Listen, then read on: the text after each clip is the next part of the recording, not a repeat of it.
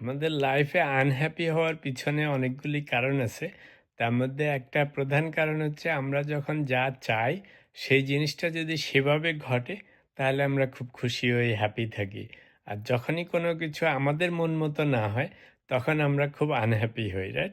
আরেকটা জিনিস হচ্ছে যে আমরা অনেক সময় মানুষের প্রতি সাংঘাতিক রাগ করি, আত্মীয়-স্বজন, বন্ধু-বান্ধব যে কোনো কারণেই হোক সাংঘাতিক রেগে থাকি, কথা বলতে পারি না, মুখ দেখতে চাই না।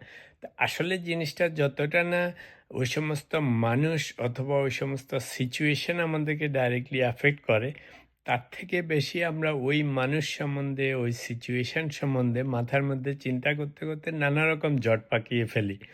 তা আসলে সবই আমাদের মাথার মধ্যে।